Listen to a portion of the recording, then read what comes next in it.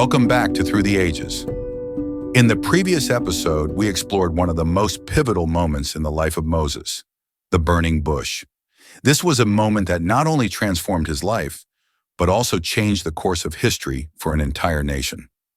Today, we will continue the story from that point, following Moses as he returns to Egypt, where he once lived as a prince, but this time with a mission given to him by God. 40 years had passed since Moses fled Egypt after killing an Egyptian. Now, as a shepherd in the wilderness, God called him in a dramatic encounter with a burning bush. The command was clear. Moses was to return to Egypt and demand that Pharaoh let God's people go. Moses wasn't alone in this mission. His brother Aaron would go with him to help. When Moses and Aaron approached Pharaoh, they delivered God's command, "Let my people go, that they may serve me in the wilderness." But Pharaoh wasn't interested. He not only refused their request, but also mocked their God.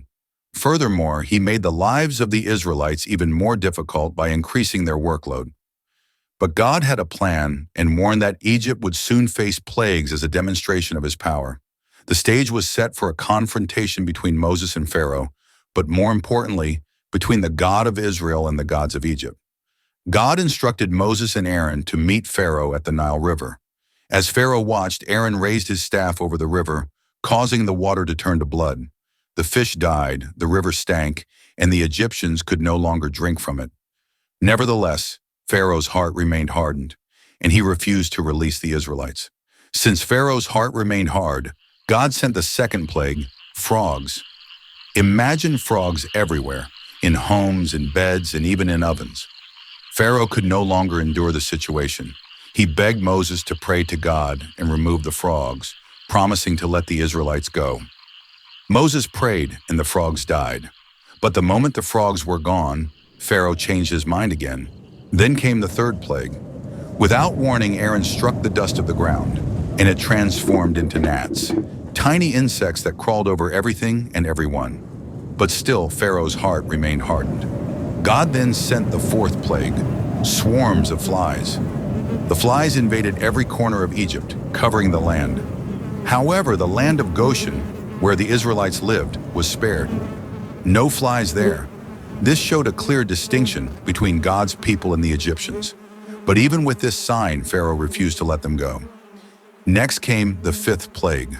God struck down all the livestock of the Egyptians, horses, camels, cattle, and sheep. None were spared. In contrast, the livestock of the Israelites remained unharmed.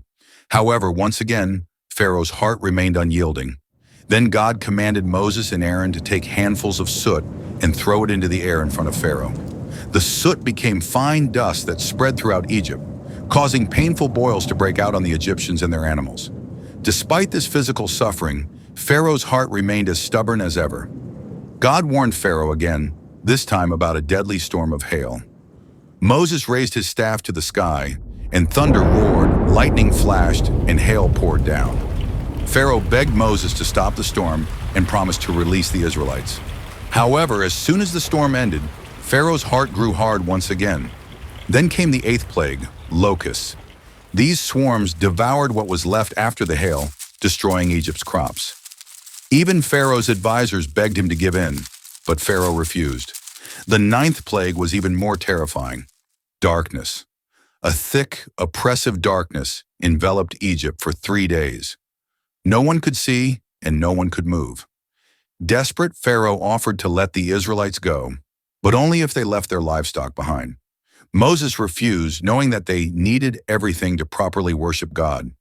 Finally, God informed Moses that one final plague would come, one that would break Pharaoh's will, the death of every firstborn in Egypt.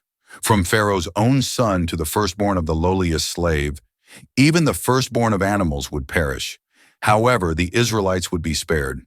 They were instructed to mark their doorframes with the blood of a sacrificed lamb.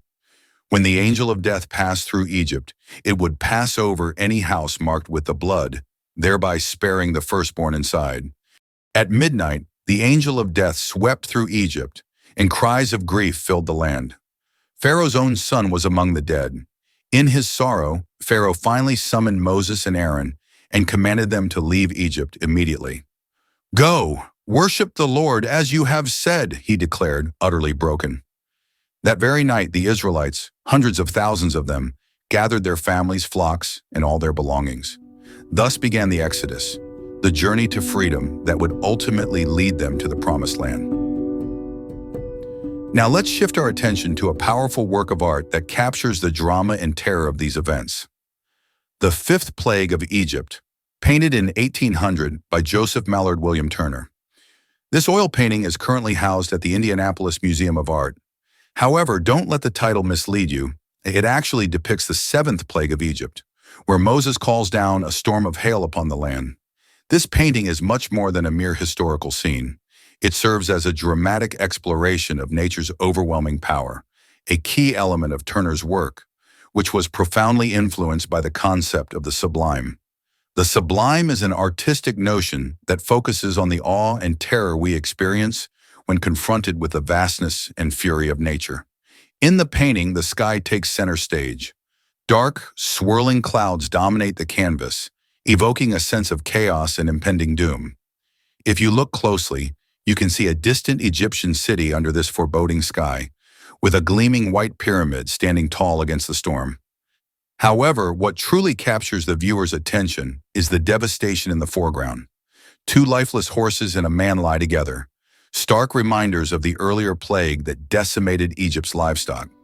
To the right, Moses stands with his arms raised in a powerful gesture, invoking God's wrath upon the land. Although Moses is a central figure, he appears almost secondary to the overwhelming force of nature surrounding him. Turner conveys a powerful message.